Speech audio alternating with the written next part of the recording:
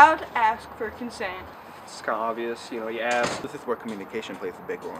I think that it's a tricky topic, and I know that honestly I've usually, I guess, waited for the other person to say it just because it is kind of difficult to say, but I think you do have to be like blunt about it, you know? I mean, because it has to do with your health and the other person's happiness and their health. So I think that it's best to do it directly and say, you know, do I have consent to do this, or do you want to do this? And maybe not even be as technical as, you know, using the word consent. One person could be like in a serious relationship. He wants to have like a serious relationship where so the other person is like looking for like a date or like hang out and like kissing or something like that. So you need to talk.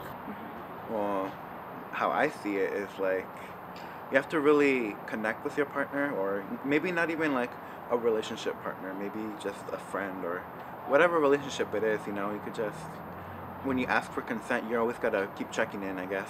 Like even if the person said yes, you know, it doesn't hurt to try again, you know, keep asking. Maybe the person decides to say no or changes their mind, you gotta ask for it. If you're not sure, wait for that person to ask you first. I believe in direct approaches.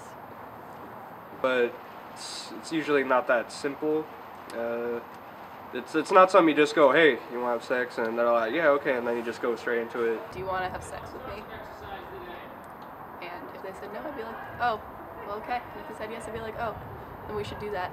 It's more like, you know, you actually have to sit down and talk to the person and stuff and actually go over, you know, your feelings and all that, like, you know, I really like you or love you and all that stuff, and I feel like this will make our relationship stronger and, you know, all that dibble-dabble.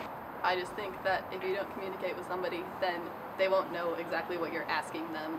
And you can't just be indirect about that stuff because they need to know what's up.